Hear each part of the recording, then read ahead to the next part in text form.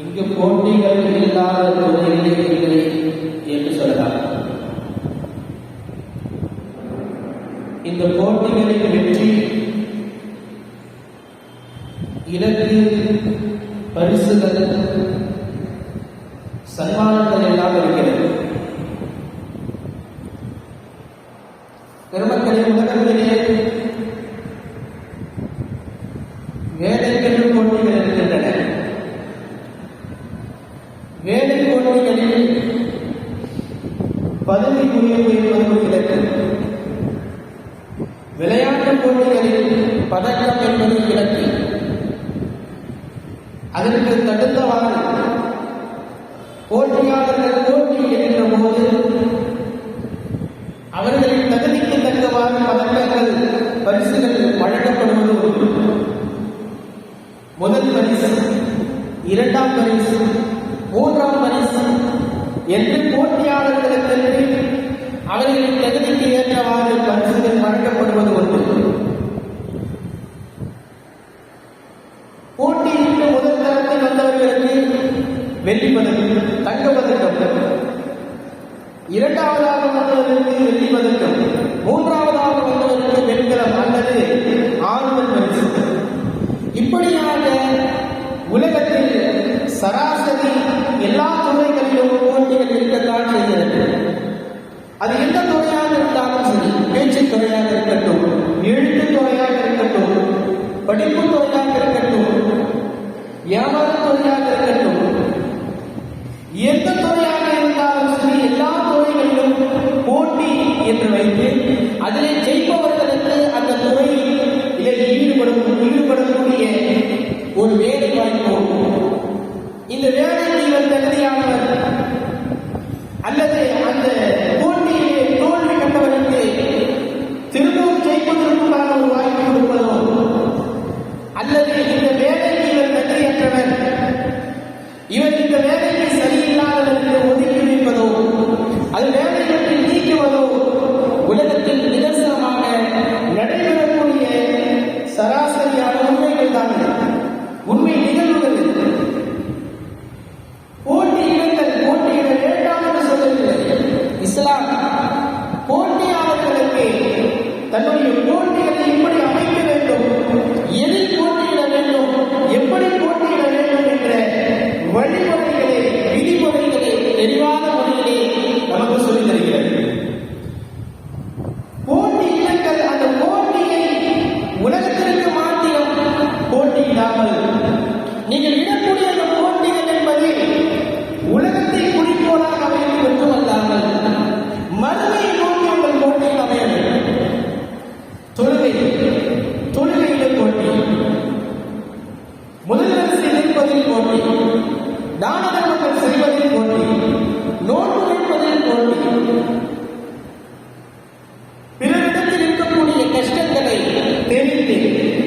அந்த சிரமங்களை போக்குவதில் போட்டி, நன்மையான காரியங்கள் செய்வதில் போட்டி, குர்ஆன் ஓதுவதில் போட்டி, விக்ர் செய்வதில் போட்டி, நல்லது ஏழை தீமை தடுக்கும் விஷயத்தில் போட்டி. இப்படியாக உங்கள் போட்டிகளை மறை சார்ந்த காரியங்களுக்கு மாற்றுங்கள். குர்ஆனில் அல்லாஹ் பல இடங்களில் போட்டி இடுங்கள் என்று அல்லாஹ் கட்டளையிடுகிறார். நீங்கள் போட்டி இடுங்கள் என்று அல்லாஹ் பல வசனங்களில் பல ஆயத்துகளின் மூலமாக நமக்கு ஊர்ஜிதப்படுத்துகிறார்.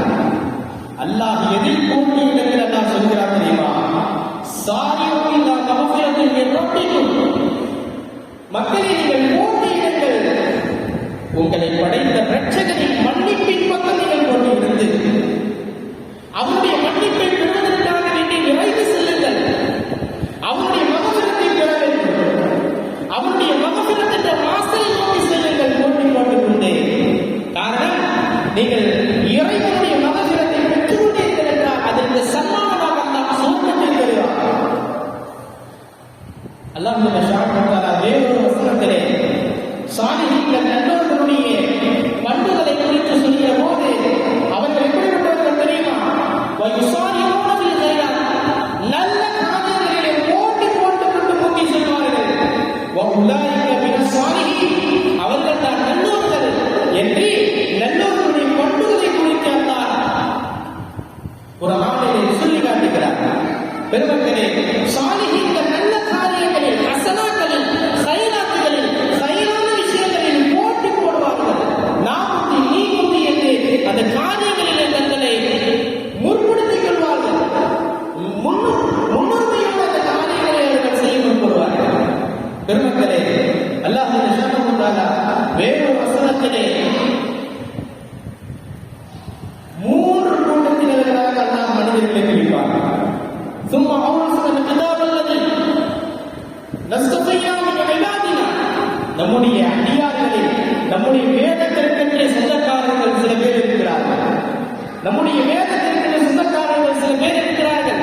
குர்ஆனை வாங்கியவர்கள், வேதத்தை பெற்றவர்கள், அந்த வேதத்தை பெற்றவர்கள் சில பேர் இருக்கிறார்கள். அவர்களை அல்லாஹ் மூன்று பகுதிகளாக பிரிக்கிறார்.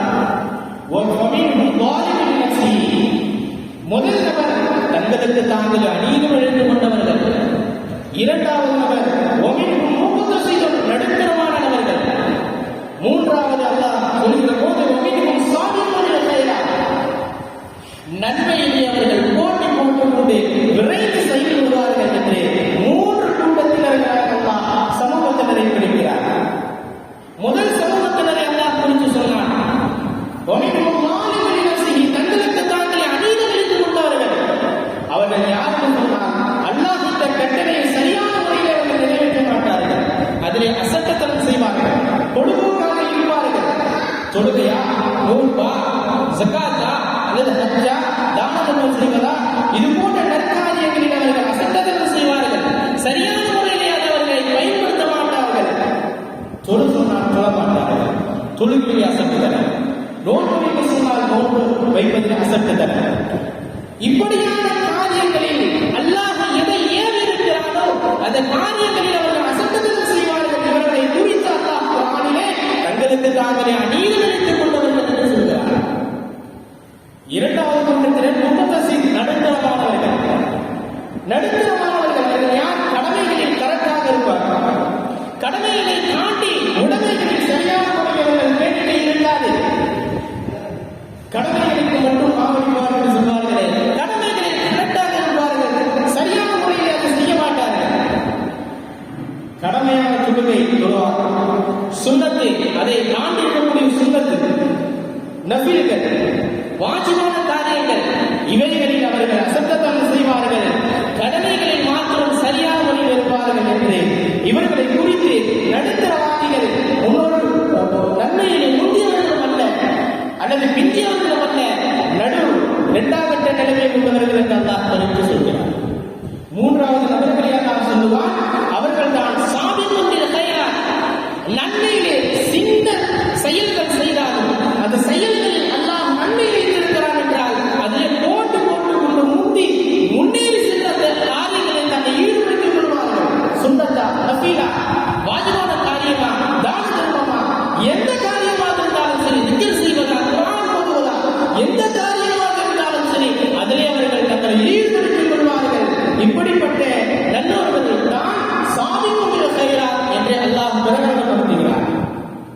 ஸல்லல்லாஹு அலைஹி வஸல்லம் அவர்கள் இப்படி அமல் செய்யக்கூடியவர்களுக்கு போட்டி போட்டுக்கொண்டு அமல் செய்யக்கூடியவர்களை குறித்து நபி ஸல்லல்லாஹு அலைஹி வஸல்லம் சொல்வார்கள், யதுகுலூனல் ஜன்னத பிகைரி ஹிசாப். இப்படி தன்னை முன்னிலைப்படுத்திக் கொண்டவர்கள் அவர்களுக்கு கிடைக்கக்கூடிய சன்மானம் தெரியுமா? யதுகுலூனல் ஜன்னத, சொர்க்கத்தில் அவர்கள் நுழைவார்கள் பிகைரி ஹிசாப், எந்த விதமான கேள்விகளுக்கு இல்லாமல் நிரந்தரமான முறையில் சொர்க்கத்தில் வசிப்பார்கள் என்று அருள்நாயகம் ஸல்லல்லாஹு அலைஹி வஸல்லம் அவர்கள் அந்த கூட்டத்தினரை குறித்து சொல்லுவார்கள்.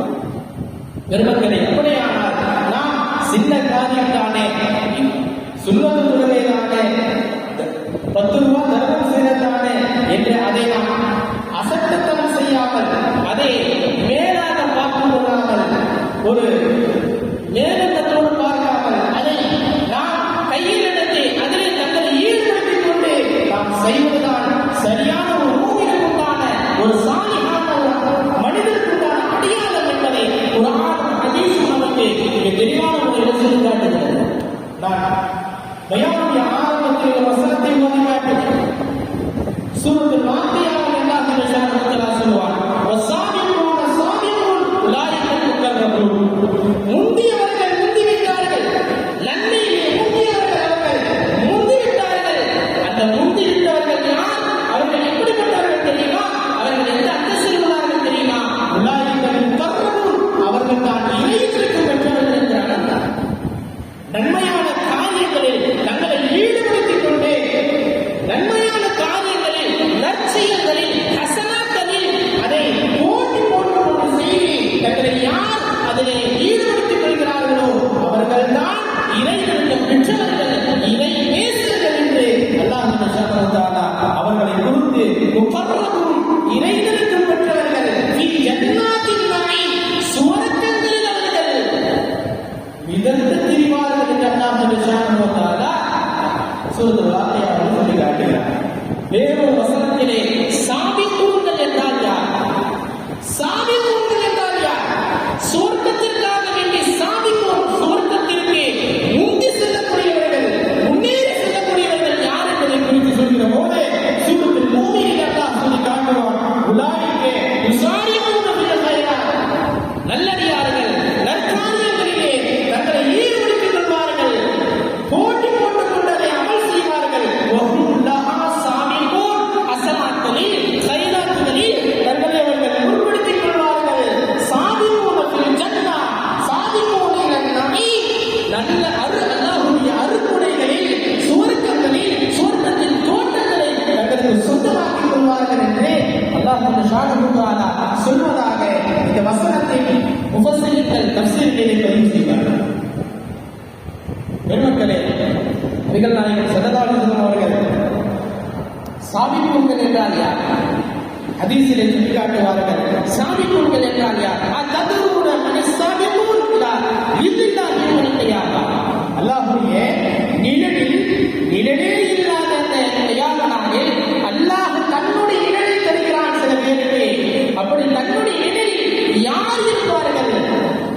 யார் அல்லாஹ்வுடைய நிழலில் முன்னேறி இருப்பார்கள், முதன்மையானவர்களாக இருப்பார்கள் என்று சொல்கிற போது பெருமானார் ஸல்லல்லாஹு அலைஹி வஸல்லம் சொன்னார்கள், உருதுல் ஹக்க கபிலூஹு, உண்மையை கொடுக்கப்பட்டால், சத்தியத்தை கொடுக்கப்பட்டால் அதை அவர்கள் மனப்பூர்வமாக ஏற்றுக்கொள்வார்கள், நன்மைகளை அவர்கள் செய்வார்கள்.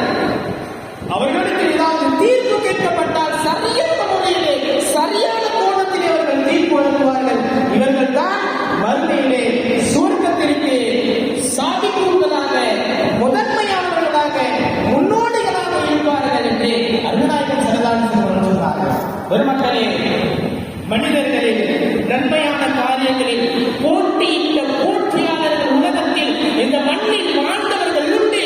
இந்த உண்மையான போட்டியாளர்கள் யார் தெரியுமா? அருள்நாயகம் ஸல்லல்லாஹு அலைஹி வஸல்லம் அவர்கள் காலத்தில் அன்பாளரால் வார்த்தெடுக்கப்பட்ட சஹாபிகள். நாம் உலக வாழ்க்கைக்காக வேண்டி போட்டியிடுகிறோம், உலக ஆதாயங்களுக்காக வேண்டி போட்டியிடுகிறோம். ஆனால் அந்த சஹாபிகள் எப்படிப்பட்டவர்கள் தெரியுமா? உலக ஆதாயங்களுக்காக வேண்டி போட்டியிட்டவர்கள் அல்ல, மறுவுலக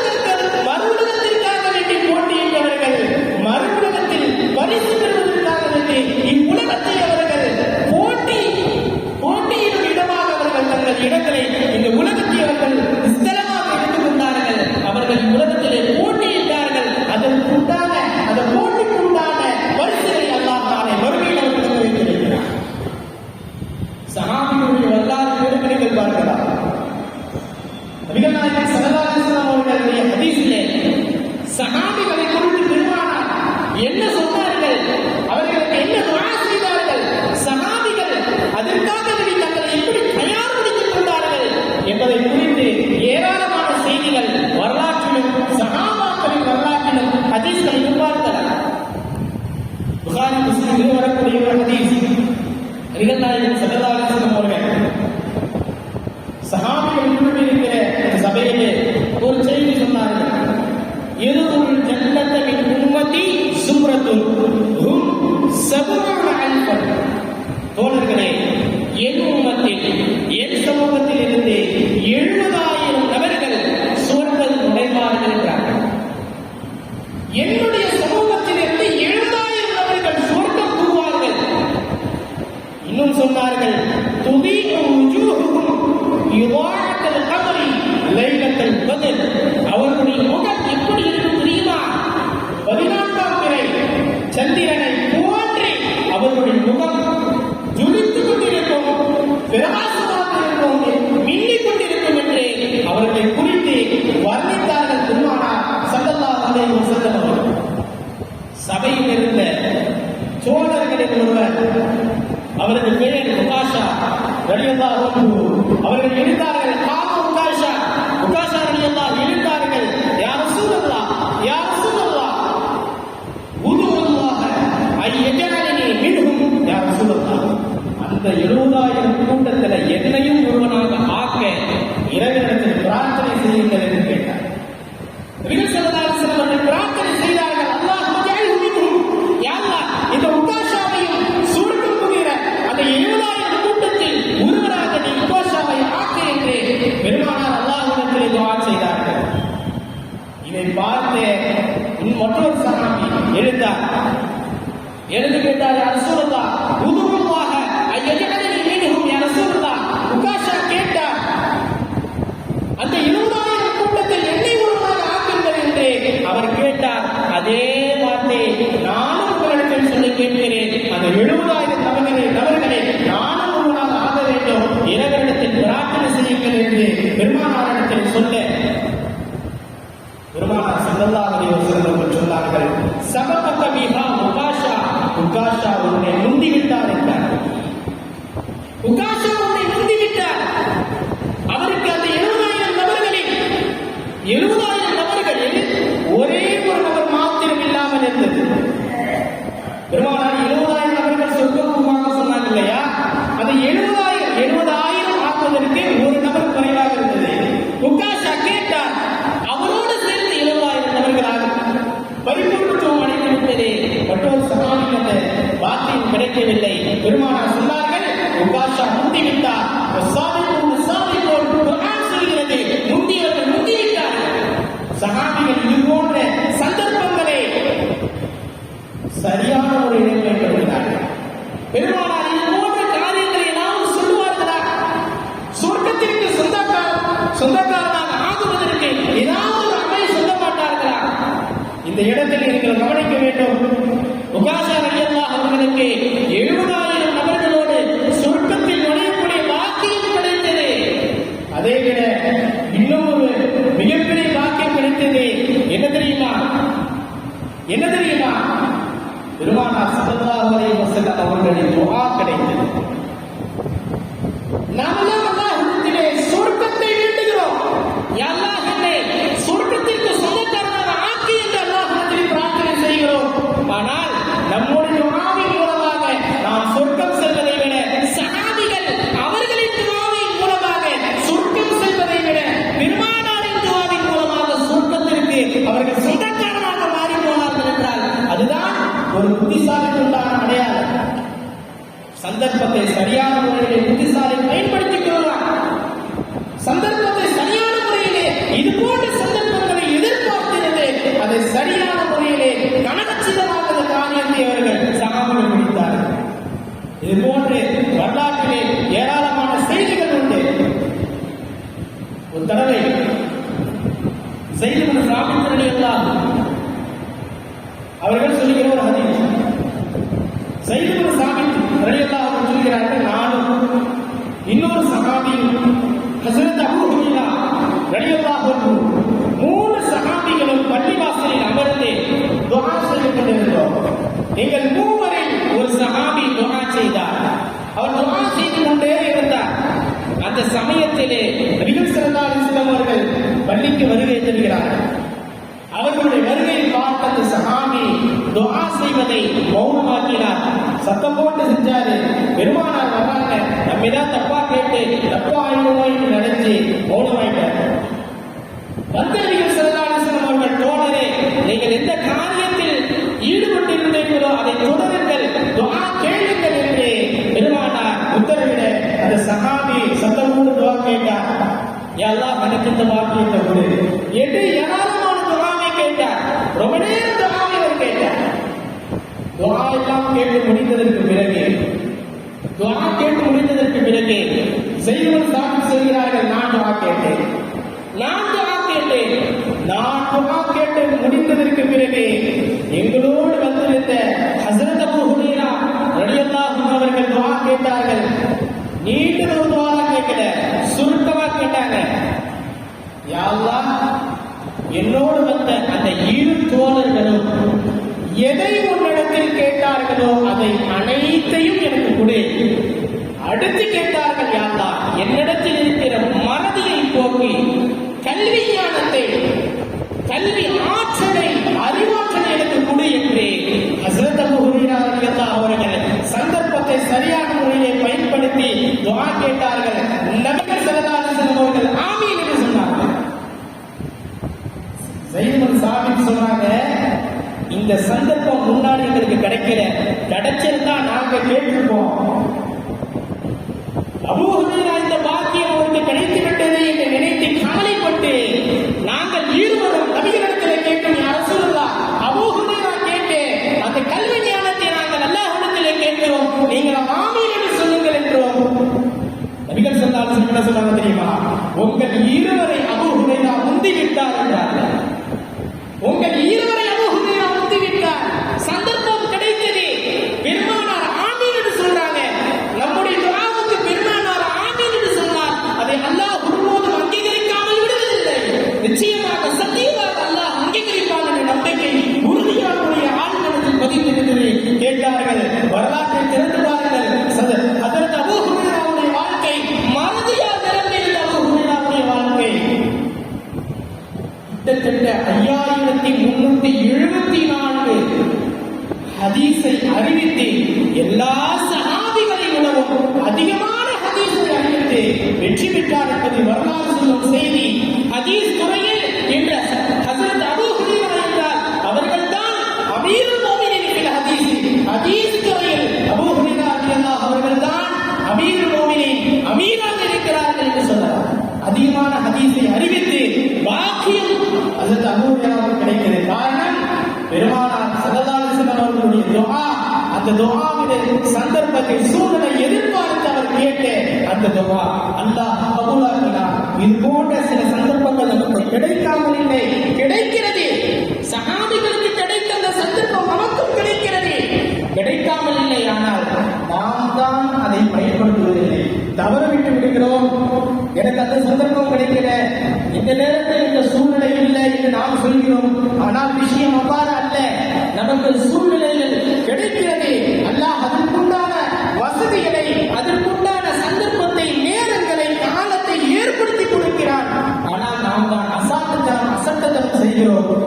அல்லாஹ் இது போன்ற நற்காரியங்கள் செய்வதற்கும் சஹாபிகள் எந்த இடத்தில், எந்த நேரத்தில், எந்த சூழ்நிலையில் நல்ல சந்தர்ப்பங்களை பயன்படுத்தி கொண்டார்களோ அது போன்ற சந்தர்ப்பங்களை அல்லாஹ் நமக்கும் கிடைத்து அது போன்ற நற்காரியங்களை செய்து அல்லாஹ்வுடைய அருளையும் அவனது சுவர்க்கத்தையும் பெறக்கூடிய நசீபை நம் அனைவருக்கும் வழங்கக் கூறுவானாக. ஆமீன். அல்ஹம்துலில்லாஹி ரப்பில் ஆலமீன்.